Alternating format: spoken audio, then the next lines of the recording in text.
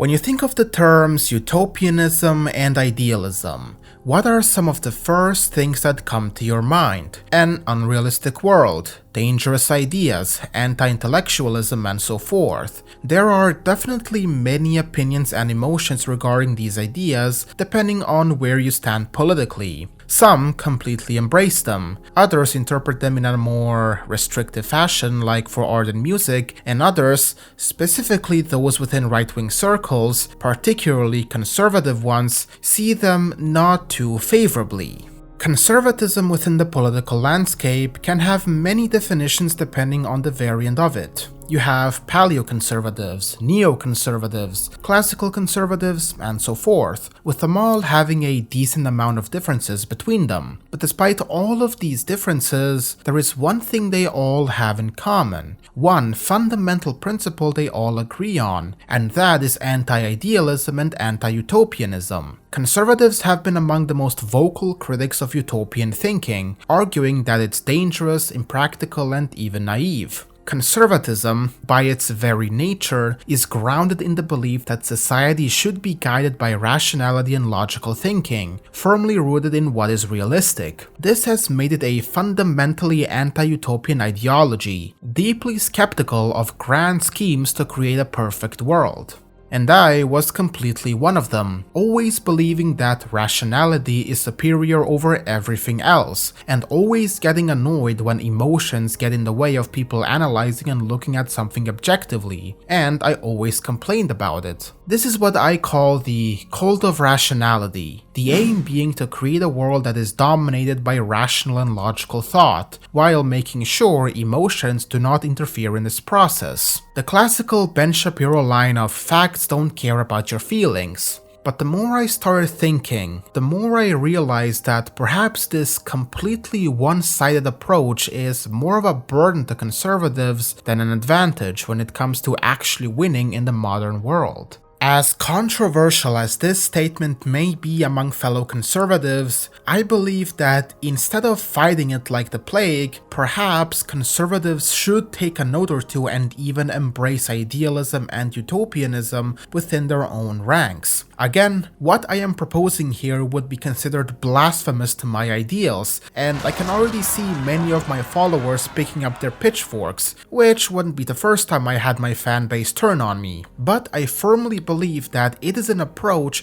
we must take if we truly want to prevail. This goes back to the fact that conservatism has always been more or less an elitist ideology because of the fact that they were always in power. Back then, intellectual debates among officials and intellectuals was much more important regarding policy decisions and what approach the government was going to take. But then came the era of mass politics, where now the masses, i.e. every citizen of the country, is involved in these political games. While other ideologies have adapted to this new system, conservatives stubbornly stay to their old strategy, trying to appeal to the masses solely through reason. The problem conservatives don't want to face today is that we don't live in an era anymore where governance was completely up to an educated and noble class. Now the masses, from the factory workers to the peasants, are players as well, and in order to achieve the changes we desire, we are gonna have to play along and adapt our strategies.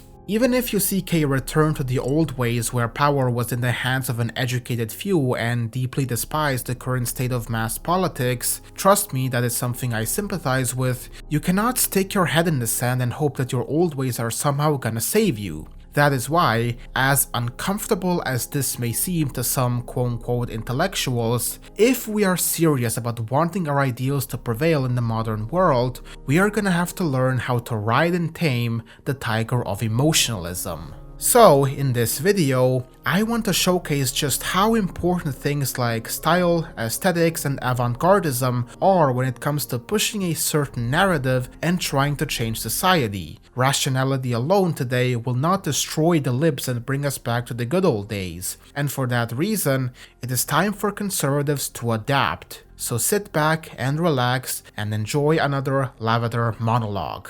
First things first, it's important to recognize that emotions are a key part of what makes us human, for better or for worse, and at any given time we are experiencing some form of emotion, even if we are watching paint dry. And the same thing is true about certain opinions, whether they are political or not. We are all, to some degree, emotionally attached to the views we hold. Whenever we see a person attacking an opinion we agree with, it naturally evokes an emotional reaction within us, like anger. Even the most rationalistic people who can and will accept when they are wrong on a topic will still feel an emotional hit to their ego.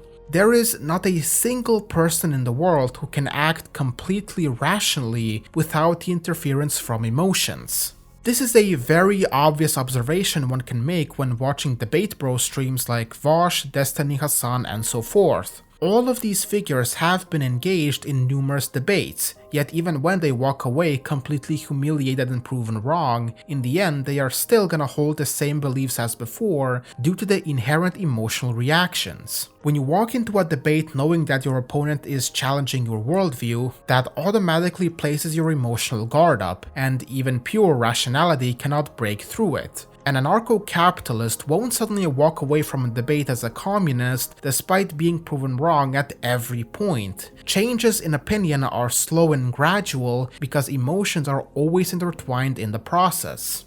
The truth is that people by nature are driven more by feelings of self-importance and belonging than by abstract reason. When faced with floods of conflicting and hard-to-digest data and arguments, all claiming to hold the monopoly on truth, they will usually choose the easier path and the emotionally and socially more comfortable option. For example, the truth offered by one side could mean easier social integration and higher rewards. This means that at the end of the day, the question of quote-unquote truth becomes secondary to the question of life design, especially in a materialistic society. If you live in an area where a certain belief is taboo and you could face serious consequences for expressing it, like being ostracized and losing your property, you are naturally not gonna go out into the streets screaming about it because your basic survival instincts tell you otherwise. Point being, emotions are always present and always active, and when it really comes down to it in the end, they will almost always overpower rationality. And this is where idealism and really utopianism comes in, because it shows how one could get people to support a certain ideology and get them to consider it solely through the power of emotions and aesthetics, even being able to go as far as to get people to act completely against their rational self-interest.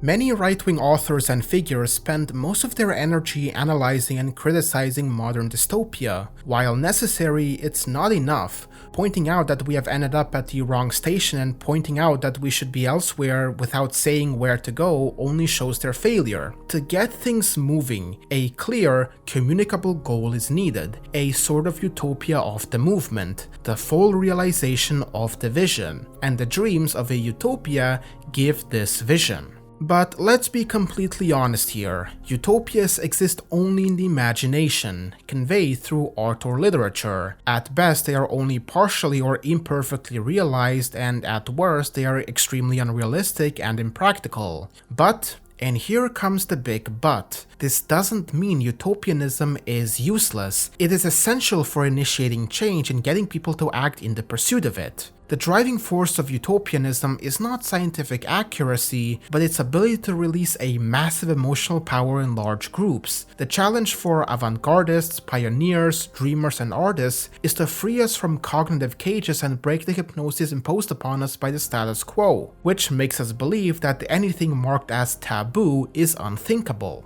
And I can definitely see why more rationalist people, such as myself, often get frustrated with these dreamers, finding them impractical, eccentric, and unreasonable. But creative people are a unique breed, and those who are truly innovative and avant-garde are less bound by convention and realism. This obviously has both good and bad sides, but we need to emphasize the value of the creative process in pushing a certain idea or even product. And there is absolutely no better example of this than consumer society. Now, I want you to imagine that there are two trailers marketing the next big blockbuster movie. The first one features all the fancy visuals, beautiful lighting and camera angles, breadcrumbs for the audience and small cliffhangers of the story, making you wonder what will happen next, and then these beautiful shots of all the characters looking amazing and cool and stuff. And then, in the other trailer, you have just a normal guy sitting there with a white wall behind him telling you what you can expect, like, yeah, we have Batman, Robin facing off against the Joker,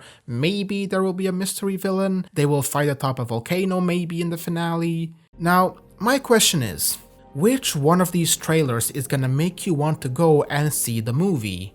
I don't think I need to answer that. Now, both of these trailers tell you what you can expect from the movie, but when it comes to actually catching your interest and making you want to go see it, only one of them will succeed in that, because the way this message is conveyed will be the deciding factor. You can create the absolute best movie of all time, so good that it will make Martin Scorsese cry. But if you do not market your movie in such a way that it will make the cinema halls completely packed, then no one will know how amazing the movie is. And what's the point of even making the movie if no one's gonna show up and see it? Consumer society isn't based on utilitarian logic but on romance and daydreams, status symbols and utopian ideas. These things work because people invest large sums of money in advertising to boost human consumption. Consumer psychology shows us how style and aesthetics can be used to consistently create a desired behavior, i.e. consumption, in a consumer society. And when it comes to political ideologies, it is absolutely no different, and the exact same rules apply. My favorite example of this point are the libertarians. Now, followers of mine would know that I am not exactly the biggest fan of the entirety of their ideology and philosophy, but I can't deny that the libertarian community is home to some of the smartest and most enlightened people I have seen, and they are able to defend their ideas and challenge other ones with such vigor and knowledge, as they do have so many things like science, logic and data on their side, particularly when debating socialists. But good lord, they wouldn't be able to sell their ideas in such a way that would resonate with people even if they had a gun to their heads. Libertarians are naturally very frustrated that despite the fact that they have all the data and arguments to back them up on why socialism never works, people still choose to follow communism and socialism. But their aesthetics and approaches are grounded in such a objectivist, realist and rationalist way that there is nothing that inherently drives people towards their ideas. Socialists completely obliterate them when it comes to these things. They have such a way and history of colorful art depicting the struggle of the working class and the oppressed, this distinctive and unique atmosphere that you feel when entering their neighborhoods, for better or for worse, and a way to reach out to people to get them hooked on their values, and some of the absolute hardest hitting music that will ever grace your ears. And these things are gonna be more attractive to the average Joe, and he is naturally gonna gravitate towards it. Libertarians have pretty much none of this because they reject any form of utopianism and stick to the cold, hard facts, no sugarcoating and bullshit on top. It's literally the trailer example I gave, but for political ideologies, so it's no wonder why so many people are still socialists, even if you throw all the facts and data in their face. This alone should make it clear that people need more than facts to change their behavior or opinions, yet many on the right still cling to the illusion that only enlightenment and rationalism is needed. Political campaigns are absolutely no different. Sure, policies and such can be important, but ultimately style and aesthetics are gonna be what will make or break your campaign. Look at the United States live presidential debates. I have not seen a single person who tunes into these things expecting to see the two candidates debating policies, but rather expecting some grand highlights and roasts. I mean, the true reason why anyone tuned into the first presidential debate of this year was to see how awake and functioning Biden was going to be, and, well, we weren't disappointed. On the total initiative relative to what we're going to do with more border patrol and more asylum officers. President Trump? I really don't know what he said at the end of that sentence. I don't think he knows what he said either. Look, TV debates about policies rely on flashy visuals and engaging sound. The important thing is not what the candidates say, but how they appear while discussing supposedly important issues. Now, does all of this annoy you? Do you hate the state of mass politics that we need to rely on these things? Well, so do I, but we need to face the fact that there is no cure for it. They work. Even if we want to go back to the good old days, we need to adapt our strategies to even have a chance of succeeding. We live today in the era of mass politics, and sticking your fingers in your ears and screaming la la la la la is not gonna help you or your cause. I think there is a very fascinating form of irony we can take from all of this. One could rightfully say that the dreamer, the utopian, who can appeal to people with his dreams, is more pragmatic than the self-proclaimed pragmatist who seeks to convince through pure reason. The former understands human nature's irrationality and plays with it like a cat with a mouse, while the latter dreams of abstract humans who always act based on rational self-interest. And that is, in of itself, kind of utopian. Considering all this, it's really not that hard to imagine just how easily these styles and aesthetics can be weaponized and utilized to make the masses react and act in a certain way. Another, and honestly the most prominent example of this, can be music culture, especially if it is a niche or underground subgenre, and through them you can easily identify the various stages of how individual consciousness changes. In the beginning, an individual gets to know a particular genre of music through contact with a friend or group. The reaction can be negative or positive, usually direct and instinctive. If the reaction is negative, well, too bad. But if the reaction is positive, a process of exploration and collecting begins. What other kinds of music has this band produced? What genre is this? The more positive the reaction, the more intense this process will be, potentially leading to a complete immersion in the subculture associated with the band or genre. You know how a random song can suddenly get stuck in your head from just hearing it the first or second time, and then you get obsessed with it and keep playing it on loop over and over again and never get bored of it? Yeah, that is what I am talking about. Music-centered youth cultures are easily identifiable by their distinctive styles and symbols. They have their own ideologies, so to speak, whose values are often reflected in the music and must be conveyed. Sometimes these values align with generally accepted mainstream ones, other times they oppose them and could be considered counterculture. Sometimes the ideology is superficial, sometimes not, but fans moving within the respective subcultures will, at least partially, adopt and internalize this ideology. Depending on the nature of this ideology, members of a subculture may undergo a radical shift in consciousness, sometimes proudly expressing their outsider status and carrying this change within them as they outgrow their scene. There is a good reason why so many teens had those goth and emo phases of their lives, and the music they listened to definitely had an impact on that. According to a Psychopedia journal study on this topic, on the relationship between music preference and personality, quote, "A person's personality is shaped by their thoughts, emotions, and perceptions of the world. Since music has shaped our culture and identity in many ways, it also has an impact on our personalities. Everything that a person does, feels, or perceives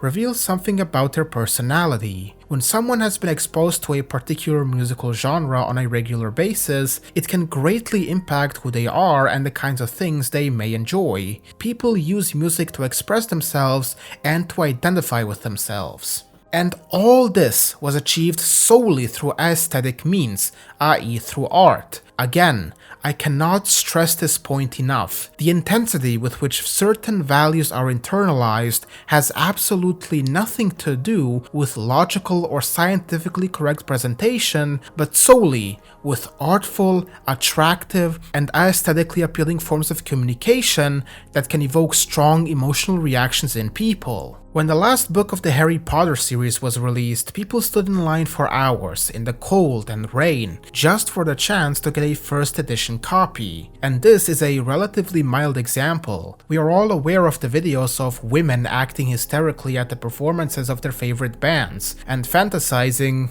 in a worrying way, about their favorite band members and willing to go through any lengths to get their attention in some way. Anyone with a sense of popular culture's power knows just how powerful its ability is to trigger extreme emotions and mobilize masses to the point of acting irrationally, even violently, and against their rational self-interests. It's really not surprising to see why conservatives are scared of this. This is something any rationally minded man would be horrified of. And this brings me to the last part of this video. What do we do? I have outlined why these things are important, sure, but not how we could use them, and again, how we can tame this tiger. Still utilizing it in our struggle, but putting a strong leash on it to make sure it does not get out of hand and cause chaos and untold damage. What is to be done? When it comes to the right wing in general, there is one type of conflict that I've always been seeing, fought between the quote-unquote activists and the quote-unquote intellectuals. The activists are the kinds of people who are all about action, going out on the streets, giving fiery speeches, rallying people, and getting their hands dirty if necessary. They are the ones who indulge in revolutionary fantasies about a day when the liberal system collapses, the masses rise up, and the evildoers are hanged from lampposts. They are all about action and expression, and not much thinking. The intellectuals are the exact opposite, and I have already talked about them extensively in this video. They like to sit around, read, write essays, and engage in debates, but when it comes to concrete action, they are a bit spineless. They are all about thinking and not much action. It's not surprising to see why these two like to clash with each other frequently. One views the other as being nothing but bookworms and eccentrics who prefer to engage in obscure intellectual squabbles instead of being active in the real world, and the other sees the former as hooligans and animals who run solely based on emotions and rage. But there is one thing both of them have in common. Both, in some way, are escaping from reality. This escapism, in my opinion, is a manifestation of their feelings of powerlessness. Both groups have avant-garde tendencies. This means they both seek to push boundaries and challenge the status quo in unique and unconventional ways, even though their methods differ greatly. What I'm trying to say is, both groups, despite their differences, are avoiding practical engagement with reality and instead are indulging in either radical revolutionary fantasies or intellectual pursuits, and they believe their sole approach is enough to bring about change. The intellectuals do not see the value of action and having troops on the ground and choose to stick to their books and pens, while the activists think rioting and trashing shops is somehow gonna bring the status quo to heel, and don't see the value in developing their ideals intellectually. But what if these approaches don't have to be mutually exclusive? Why would it be impossible to think that we cannot combine both of these approaches into a coherent strategy? Both of these groups need to embrace each other. A successful strategy must therefore have both style and content, a substance that gives style a form, a strategy that knows how to convey the nature of its content and use it to emotionally connect with people and draw them towards the cause, and at the same time has the means to intellectually develop ideas and theories and give the activists something to work with. I like to view it as a campfire. You can have all the logs and coal you want for the campfire to last for several weeks, but without the proper means to ignite the fire, your logs are completely useless, and the same goes for fire. If you ignite a piece of paper, you are gonna get that spark, but after a few seconds the fire will disappear, as the piece of paper is not good enough for the fire to keep burning. But by combining the logs, coal, and then the spark, you will establish a campfire that will burn on for many years to come. Without the style and aesthetics of utopianism, you can never truly ignite your ideas, but if style overextends its lack of content in a clumsy way, like relying more on being the reaction without having any sort of depth, it backfires. So, what is the formula here? How can we establish an effective synthesis of both approaches? I believe there was one political group that, in my opinion, has managed to perfect this formula, and that we need to learn from them. I am talking about none other than the Bolsheviks.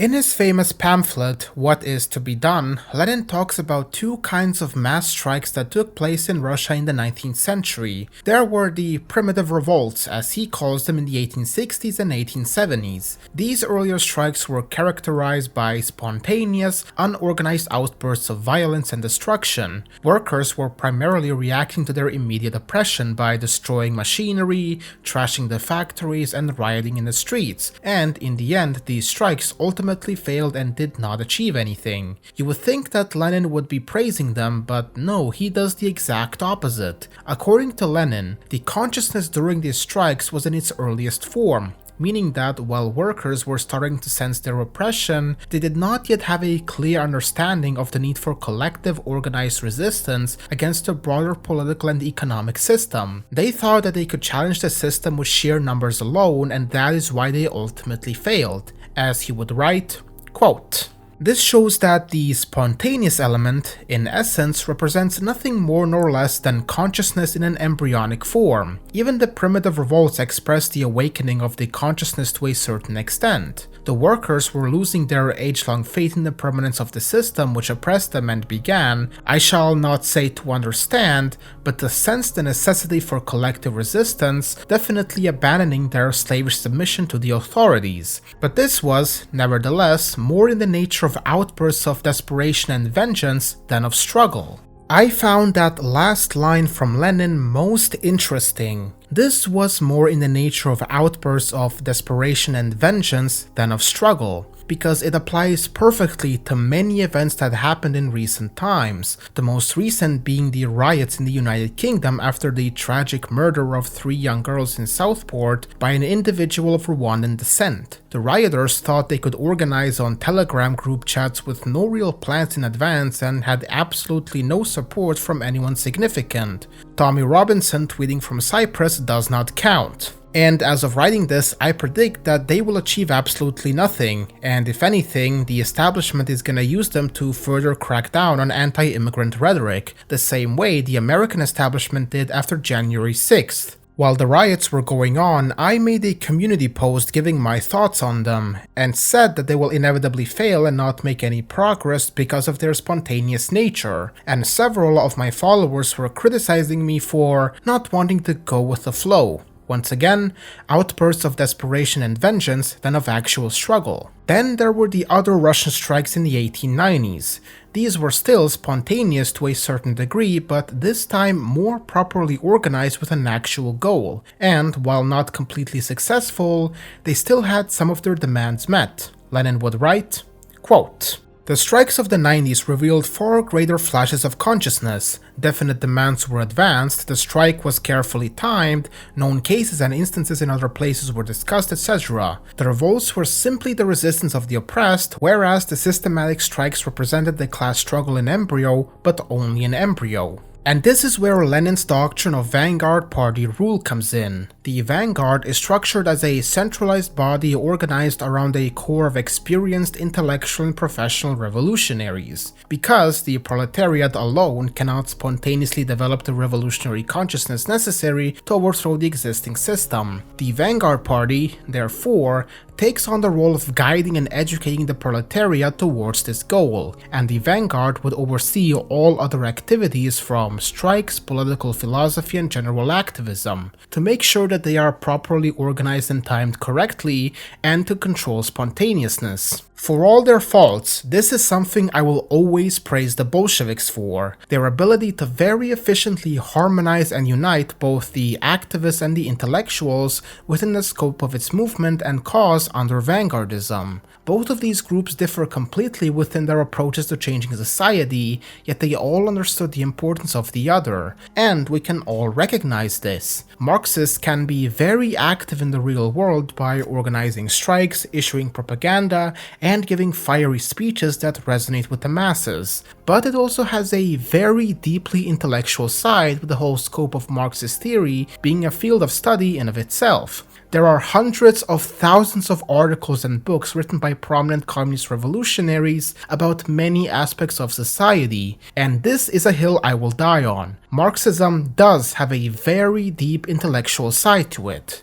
And this harmonization of both approaches and them actively working together is definitely one of the reasons why communism has managed to take control over half of the world at one point. So, how can we apply Lenin's doctrine of Vanguardism to the right and establish something similar of our own? The role of the vanguard is twofold: developing the movement intellectually and then translating everything, the metaphysical, that is, the foundational ideas, beliefs, and cultural narratives, into the political, and eventually allow the avant-garde to enter the mainstream. Now, what do I exactly mean by all of that? At the forefront and at the top you have the intellectuals, or the vanguard so to say. They are, again, in charge of developing the movement and ideology intellectually by writing essays and books, doing research, and engaging in intellectual debates with other people. They are the center and source, because from them and their writings and ideas, everything starts to trickle down. Without a precise theory, effective action is impossible. You can't afford to waste an idea, and, most importantly, you can't hitch your wagon to a dead horse.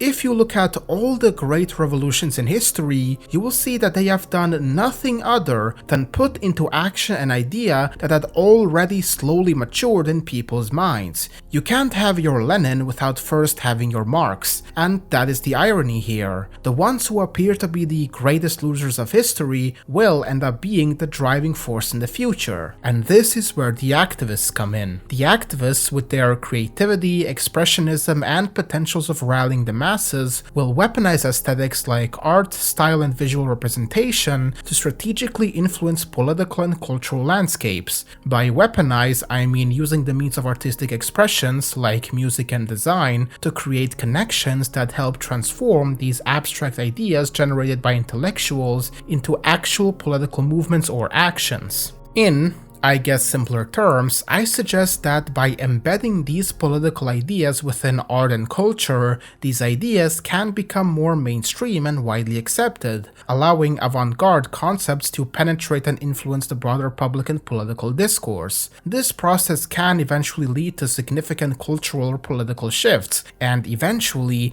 a cultural revolution.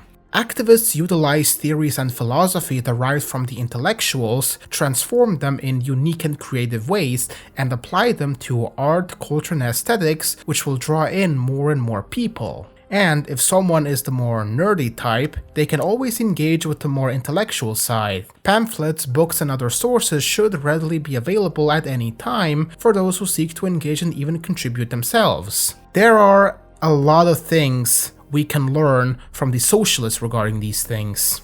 This also means that the two sides need to be in communication frequently, especially when it comes to more daring organizational events like protests and other forms of activism. The intellectuals should be there to effectively plan out how things are gonna go with the activists, like choosing the right moment, location, and message that will project the best results, and make sure that the spontaneous element does not get out of hand, while still utilizing the benefits of a mass movement instead of running away from it.